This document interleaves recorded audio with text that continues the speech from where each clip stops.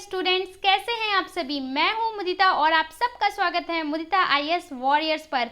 Class 9th की worksheet number 27 solve करने वाले हैं हम। और बेटा ये जो वर्कशीट है 4 सितंबर 2020 यानी 4 सितंबर की वर्कशीट है जो आपको करनी है।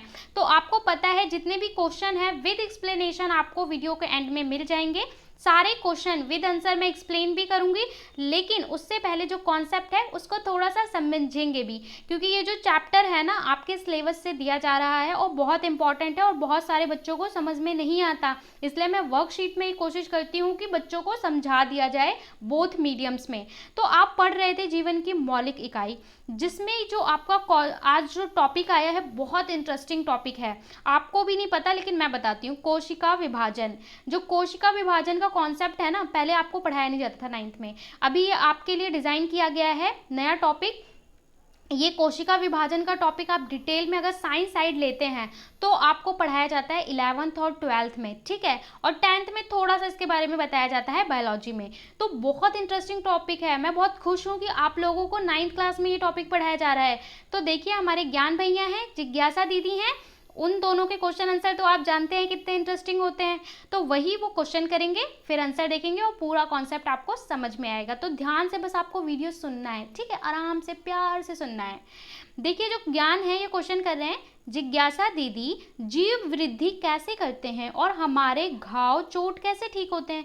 आपने सोचा है कि जो जीव हैं वो कैसे बढ़ते हैं। जीव का मतलब चाहे आप बोल दीजिए हम ह्यूमन बीइंग, कैट, डॉग, जितने भी जीव हैं सभी जीव की बात कर रहा है ये, कि वो बड़े कैसे होते हैं, हम लोग बड़े कैसे होते हैं। आप भी तो देखिए ना, आप 5th में थे, बड़े हो के 9th में आ गए, ठीक है। हाइट और बॉडी भी तो ग्रो करता है, तो कैसे बड़े होते हैं। इसके अलावा जो चोट और घाव है वो कैसे ठीक हो जाते हैं। यानी आप देखते हैं चोट लगती है, ब्लड आता है, उसके बाद कोटिंग हो जाती है, वहाँ पे ब्लैक ब्लैक हो जाता है, फिर चोट ठीक भी हो जाती है। तो ये सब अपने आप कैसे होता है। तो अब देखो जिज्ञासा दीदी बहुत स्मार्टली आंसर करेंगी। ज्ञान सभी बहुकोशिक जीव कोशिका विभाजन द्वारा वृद्धि करते हैं। तो पहले वो सिंपल सा आंसर देती हैं कि जितने भी जीव हैं, कौन से जीव, बहुकोशिक जीव। आप बोलेंगे कि बहुकोशिक जीव क्या होता है, पहले मैं वो बता देती हूँ कि बहुकोशिक जीव क्या होता है। तो देखिए कोई भी नया वर्ड आता है ना तो मैं उसका मीनिंग समझा देती हूँ, क्योंकि बहुत सारे लोगों को नहीं पता होता। बहुकोशिक का मतलब होता है जो बहुत सारी कोशिका से बने होते हैं। एक जीव होते हैं एकल कोशिका जीव, जो एक ही कोशिका से बने। बहुकोशिक जो बहुत सारी कोशिका से बने हैं, जैसे आप, हम, ठीक है, और जितने भी ये आप एनिमल्स देखते हैं ये सारे क्या हैं, बहुकोशिक हैं। तो इन सब में वृद्धि किसके द्वारा होती है, कोशिका विभाजन। यानी जो आपकी कोशिका है, जो आपने इतने दिन से कोशिका के बारे में पढ़ रहे हैं, वो विभाजित हो जाती है और 2 कोशिका बना लेती है। तो इसी के द्वारा ये सब होता है। जब एक कोशिका विभाजित होकर 2 या 2 से अधिक कोशिकाएं उत्पन्न करती है उसे कोशिका विभाजन कहते हैं। वही कह रही है कि अगर कोई एक कोशिका ब्रेक होकर टूटकर 2 या 2 से ज़्यादा कोशिकाएं बना लेती है, ये एक कोशिका थी, अब ये टूट गई और 2 कोशिकाएं बन गई, तो इसको क्या कहते हैं, कोशिका विभाजन। और ये कहते हैं कि विभाजित होने वाली कोशिका मात्र कोशिका एवं विभाजन के फलस्वरूप बनने वाली कोशिका संतति कोशिका कहलाती है। मतलब थोड़ा सा आपको समझा देती हूँ। देखो ये आपकी कोशिका थी, इसमें विभाजन की प्रक्रिया शुरू हुई, अब ये ब्रेक होकर क्या हो गई, 2 कोशिका में विभाजित हो गई। तो जहाँ पे ये प्रक्रिया स्टार्ट हुई उसे क्या बोलेंगे, मात्र कोशिका यानी मदर सेल। और जो टूट कर नहीं बनी उसे हम बोलते हैं संतति कोशिका यानी कि डॉटर सेल, ठीक है। इतना आप समझ गए। जहाँ पे शुरू होगा जिस सेल में वो मात्र कहलाएगी यानी माता कोशिका कहलाएगी, और जो बनेंगी वो क्या कहलाएंगी, संतति कोशिका कहलाएंगी। इतना आप समझ गए। अब आगे फिर से वो पूछते हैं तो वो फिर से अभी पूरा एक्सप्लेनेशन दे रही हैं, क्योंकि अच्छे से ये बताती हैं। ये बता दिया इन्होंने कि ये मात्र कहलाएगी, कोशिका कहलाती है। कोशिका विभाजन द्वारा ही जीवों में शरीर के वृद्धि और विकास होता है। तो कह रही है जो कोशिका विभाजन होता है इसी से क्या क्या होता है, शरीर की वृद्धि होती है, आप छोटे से बड़े होते हैं, बॉडी का विकास होता है। इस क्रिया के फलस्वरूप घाव भरते हैं, जो आपको चोट लग जाती है, देखते हैं सर पे चोट लग गई, थोड़ी सी स्वेलिंग हो गई, फिर अपने आप ठीक भी हो जाता है, कहीं से ब्लडिंग आ जाती है, कोटिंग होती है। तो ये सारी जो घाव भरते हैं ये भी कोशिका विभाजन के द्वारा। इसके अलावा एक इम्पॉर्टेंट और इंटरेस्टिंग है, युग्मक भी बनाता है, और इसके द्वारा ही युग्मक बनते हैं। युग्मक क्या होते हैं, वो कोशिकाएं होती हैं जो प्रजनन में सहायता करती हैं, और महिला और पुरुष दोनों की जो कोशिकाएं होती हैं, कौन सी? वो कोशिकाएं जो प्रजनन के लिए होती हैं, उसे हम क्या कहते हैं? युग्मक, जो पुरुष में होती हैं, ठीक है, और महिलाओं में भी होती हैं। कोशिका विभाजन दो प्रकार का होता है। कोशिका विभाजन दो तरीके का होता है। एक को बोलते हैं समसूत्री कोशिका विभाजन, दूसरे को बोलते हैं अर्धसूत्री कोशिका विभाजन। देखिए दोनों को ढंग से समझ लीजिए। अर्धसूत्री क्या होता है?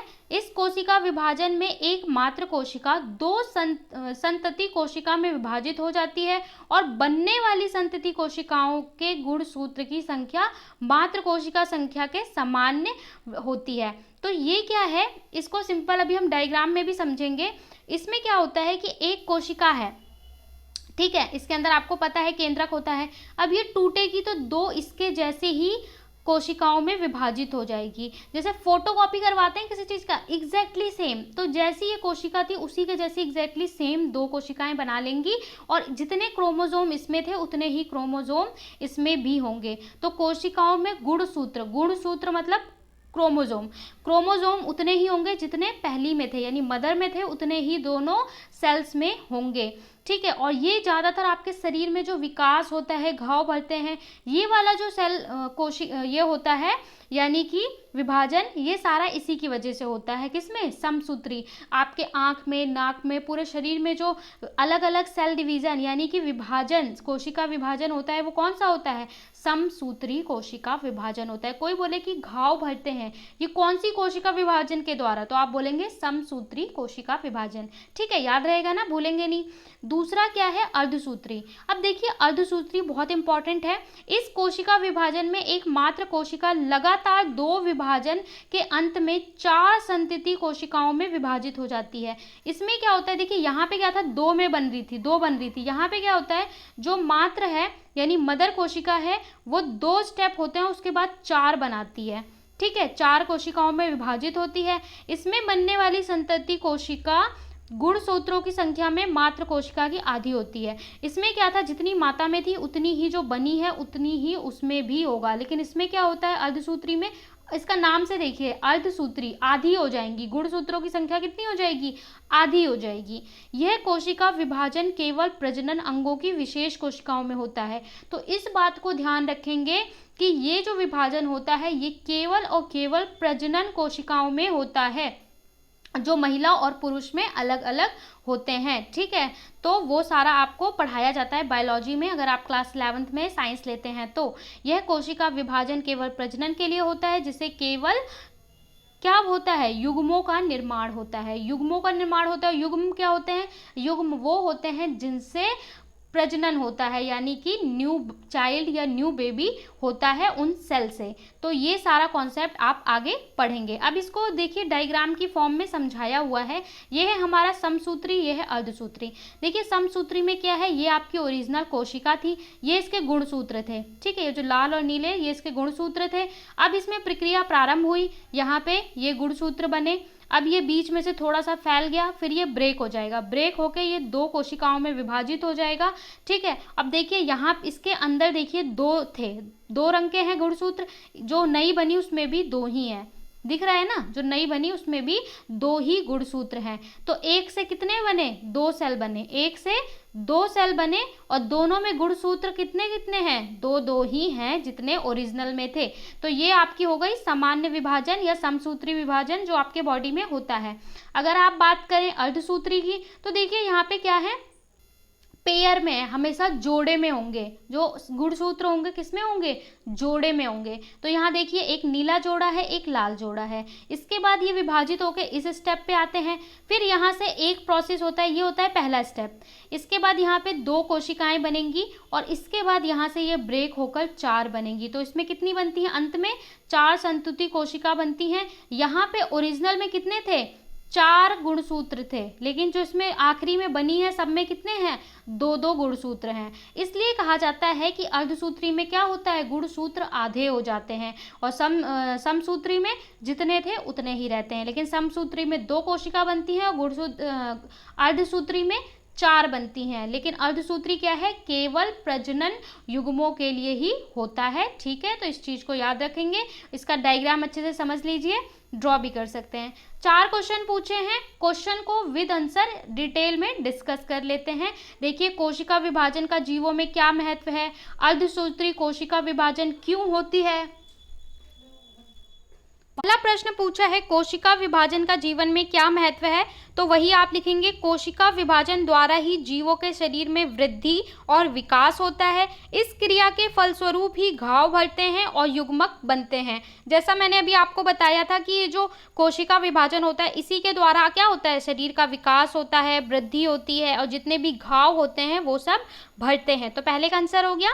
सेकंड क्वेश्चन पूछा है कि अर्धसूत्री कोशिका विभाजन कहाँ होता है। अभी मैंने आपको बताया था, वही पूछा है, अर्धसूत्री कोशिका विभाजन कहाँ होता है, इनमें बनने वाली संतति कोशिका से क्या बनता है। तो देखिए, 2 प्रश्न पूछे हैं। पहले आप लिखेंगे, अर्धसूत्री कोशिका विभाजन केवल प्रजनन अंगों की विशेष कोशिकाओं में होता है। इस बात को ध्यान रखेंगे, केवल प्रजनन अंगों की विशेष कोशिकाओं में होता है, जिसमें केवल युग्मों का निर्माण होता है, यानी गैमेट्स बनते हैं, युग्मों का निर्माण होता है और युग्मों से ही पेरेंट टू चाइल्ड का जो प्रोसेस होता है वो सारा होता है। इसमें बनने वाली संतति कोशिकाओं में गुणसूत्रों की संख्या क्या हो जाती है, मात्र कोशिका से आधी हो जाती है। तो ये हो गया पहले और दूसरे का आंसर आपका। इस आंसर का आप स्क्रीनशॉट ले सकते हैं कि आपको लिखना हो, आसानी हो, वरना जो आंसर है वो मैं टेलीग्राम पे डाल देती हूँ। तो अगर आपने टेलीग्राम अब तक नहीं ज्वाइन किया है बेटा, तो उसका डिस्क्रिप्शन लिंक दिया हुआ है, मतलब डिस्क्रिप्शन पे क्लिक करेंगे तो वहां पे लिंक दिया है, उस पे क्लिक करके ज्वाइन कर लेंगे। ठीक है, आपको पुराने वीडियोस के भी, पुराने वर्कशीट के भी सॉल्यूशन मिल जाएंगे। इसके साथ मानव कोशिका में 46 गुणसूत्र होते हैं, तो अर्धसूत्री कोशिका विभाजन में बनने वाली संतति कोशिका में कितने गुणसूत्र होंगे। आप तो सारे स्मार्ट बच्चे हैं, आपको पता है आधी हो जाती है, तो कितने हो जाएंगे, 23 हो जाएंगे। तो आप लिखेंगे, अर्धसूत्री विभाजन की प्रक्रिया के दौरान गुणसूत्रों की संख्या कितनी होती है, 46। और या फिर जोड़े में बोले तो जोड़े कितने होते हैं, 23 जोड़े या 46 गुणसूत्र होते हैं, और घटकर कितने हो जाते हैं, आधे हो जाते हैं। कितने हो जाते हैं, 23 हो जाते हैं। ठीक है, और अगर 1 वर्ड में क्वेश्चन आए, एक शब्द में लिखने को, तो आप लिख देंगे 23 गुणसूत्र। समझ गए। ठीक है, इसके बाद बोला है चौथा, कोशिका विभाजन किसे कहते हैं। यहाँ कोशिका विभाजन की परिभाषा आपको लिखनी है। जब एक कोशिका विभाजित होकर 2 या 2 से अधिक कोशिकाएं उत्पन्न करती है तो उसे क्या कहते हैं, कोशिका विभाजन कहते हैं। ठीक है, यहाँ पे आपको डायग्राम बनाने को नहीं बोला है, लेकिन जो डायग्राम आपका दिया हुआ है गुणसूत्री और अर्धसूत्री का, सॉरी समसूत्री और अर्धसूत्री का, उस डायग्राम को भी प्रैक्टिस कर लें। अगर एग्जाम में आपसे पूछता है कि अर्धसूत्री किसे कहते हैं, तो उसके साथ डायग्राम भी बना के दिखाएंगे। ठीक है, तो यहाँ पे हमने जो है पूरा जो आपका वर्कशीट 27 था साइंस का, वो सॉल्व कर लिया। अगर आपको समझ में आता है तो लाइक कर दें, स्माइल करें और शेयर करें, और ज़्यादा से ज़्यादा और भी वीडियो आपको चाहिए तो प्लेलिस्ट में जाकर देख सकते हैं। प्लेलिस्ट में आपको सारे वीडियो, सारे वर्कशीट एक जगह पे मिल जाते हैं। आप प्लेलिस्ट पे क्लिक करेंगे तो वहाँ पे होगा 9th क्लास की वर्कशीट ऑफ 9th क्लास। वहाँ पे सारी 9th क्लास की आपको मिल जाएंगी, ऑल सब्जेक्ट, सोशल स्टडीज़ की, हिंदी की। ठीक है, 10th क्लास की वर्कशीट तो वहाँ पे 10th की मिल जाएंगी। इसके अलावा स्पेशल क्लासेस होंगी, वो भी मिल जाएगी। और आपको कोई भी डाउट हो तो वो कमेंट बॉक्स में पूछ सकते हैं। Bye bye, take care.